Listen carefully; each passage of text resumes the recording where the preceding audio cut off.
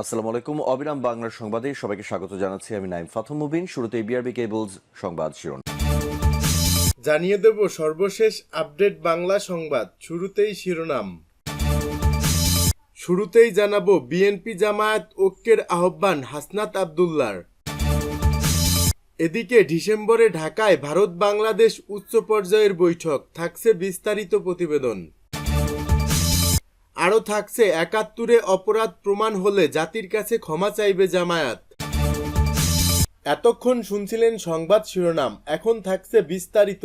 BNP Jamaat ঐক্যের আহ্বান হাসনাত আব্দুল্লাহর।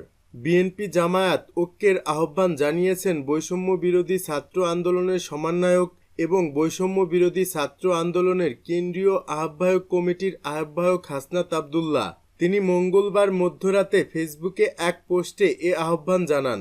তিনি তার পোস্টের শুরুতেই বলেন, বিগত দেড় দশকের আওয়ামী স্বৈরশাসনের জাতাকলে নির্মমভাবে পিষ্ট হয়েছে বিএনপি ও জামায়াত। আওয়ামী লীগের অন্যায় অবিচার ও প্রহসনমূলক অপশাসনের দ্বারায় তারা তাদের বহু সংখ্যক একনিষ্ঠ নেতাকর্মীকে চিরতরে হারিয়েছে।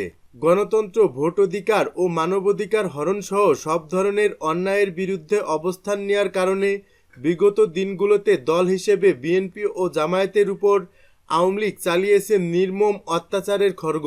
তিনি আরও বলেন, আওয়ামী লীগকে নিষিদ্ধকরণ ও বিগত বছরে আওয়ামী অপশাসনের পেছনে যারা পৃষ্ঠপোষকতা করেছে তাদের বিচারের দাবি এখন বাংলাদেশের তামাম জনগণের মুখে মুখে, অন্তরে অন্তরে। হাসনাত আব্দুল্লাহ জানান, একটি ব্যাপার আমাদের মনে রাখা দরকার, এত রক্ত বিসর্জনের পরে আমরা কেউ আর ৭১ ও ৯০-এর ব্যর্থতার পুনরাবৃত্তি চাই না। আমরা যেমন চাই না আমাদের দেশে নতুন করে কেউ ফ্যাসিস্ট হিসেবে মাথাচাড়া দিয়ে উঠুক, তেমনই চাই না যে আমাদের স্বাধীন সার্বভৌম বাংলাদেশে পুনরায় কোনো বহিঃশক্তির আধিপত্য কায়েম হোক। হাসনাত আব্দুল্লাহ বলেন, বিএনপি জামায়াত সহ ফ্যাসিবাদী বিরোধী কোনো দলের সাথেই শিক্ষার্থীদের ভেদাভেদ নেই। তাছাড়া এই গণ অভ্যুত্থানের পরে একটি ব্যাপার দিবালোকের মতো স্পষ্ট হয়েছে যে বিভেদ বিভাজনের রাজনীতি কখনোই বাংলাদেশের সাধারণ জনগণের জন্য কল্যাণ বয়ে আনবে না। তিনি বলেন, ফ্যাসিবাদী ব্যবস্থা বিলুপ এবং আওয়ামী সন্ত্রাসীদের বিচারের নিশ্চিতকরণে এই মুহূর্তে ফ্যাসিবাদী বিরোধী সব রাজনৈতিক দলের ঐক্য অপরিহার্য। ডিসেম্বরে ঢাকায় ভারত বাংলাদেশ উচ্চ পর্যায়ের বৈঠক। ছাত্র জনতার অভ্যুত্থানের মুখে প্রধানমন্ত্রী শেখ হাসিনার পদত্যাগ এবং পরবর্তীতে ভারতে আশ্রয় নেওয়ার পর থেকেই বাংলাদেশ ভারত রাজনৈতিক সম্পর্ক এক অচল অবস্থার মধ্যে পড়ে। এই অচল অবস্থা নিরসনের লক্ষ্যে সম্প্রতি দুই দেশের পররাষ্ট্র মন্ত্রীদের মধ্যে একটি সংক্ষিপ্ত আলোচনা হয়। এবার ঢাকায় ভারত বাংলাদেশ উচ্চ পর্যায়ের বৈঠক অনুষ্ঠিত হতে যাচ্ছে আগামী ডিসেম্বরে। আওয়ামী লীগ সরকারের পতনের পর এটি হবে ঢাকা ও নয়াদিল্লির মধ্যে প্রথম উচ্চ পর্যায়ের সরকারি বৈঠক। পররাষ্ট্র দপ্তরের এই আলোচনায় বাংলাদেশের পররাষ্ট্র সচিব জসিমউদ্দিন এবং ভারতীয় পররাষ্ট্র সচিব বিক্রম মিশ্রি নেতৃত্ব দেবেন বলে পররাষ্ট্র মন্ত্রণালয়ের এক কর্মকর্তা জানিয়েছেন।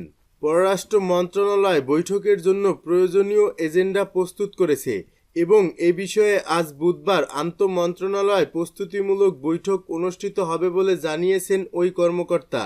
বৈঠকে বিদ্যমান চুক্তি ও সমঝোতা স্মারক এবং আগের বৈঠকে নেওয়া সিদ্ধান্তগুলোর অগ্রগতি নিয়ে আলোচনা করা হবে। ঢাকা ও দিল্লির কূটনৈতিক সূত্রের তথ্য অনুযায়ী আগামী ডিসেম্বরের মাঝামাঝি ভারতীয় পররাষ্ট্র সচিব বিক্রম মিশ্রির সফরটি হতে পারে।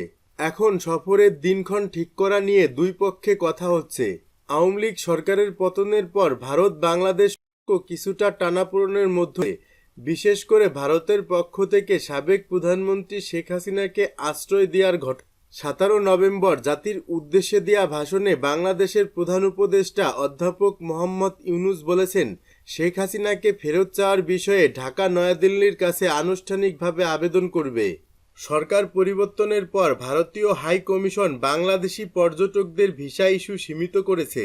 এছাড়া ভারতীয় লাইন অফ ক্রেডিটের আওতাধীন অনেক প্রকল্প বন্ধ হয়েছে, কারণ ভারতীয় ঠিকাদাররা নিরাপত্তাজনিত উদ্বেগের কারণে বাংলাদেশে ফিরে আসেনি।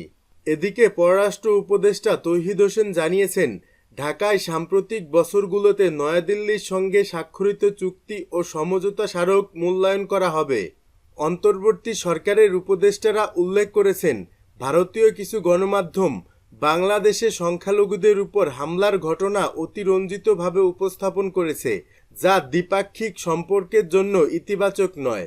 দক্ষিণ এশিয়া বিষয়ক বিশেষজ্ঞ এবং ভারতের হয়রানি ভিত্তিক ওপি জিন্দাল গ্লোবাল ইউনিভার্সিটির অধ্যাপক শ্রী রাধা দত্ত দ্য ডেইলি স্টারকে বলেছেন, দুই দেশের মধ্যে উত্তেজনা কমাতে যত দ্রুত সম্ভব উচ্চ পর্যায়ের বৈঠক হওয়া উচিত। বাংলাদেশের পররাষ্ট্র উপদেষ্টা তৌহিদ হোসেন এবং ভারতের পররাষ্ট্রমন্ত্রী এস জয়শঙ্কর সেপ্টেম্বরে জাতিসংঘ সাধারণ পরিষদের সাইডলাইনে সাক্ষাৎ করেছেন। তবে প্রধান উপদেষ্টা অধ্যাপক মোহাম্মদ ইউনূস এবং ভারতের প্রধানমন্ত্রী নরেন্দ্র মোদীর মধ্যে বৈঠক তখন তাদের নিউ ইয়র্কে অবস্থান না মেলার কারণে সম্ভব হয়নি।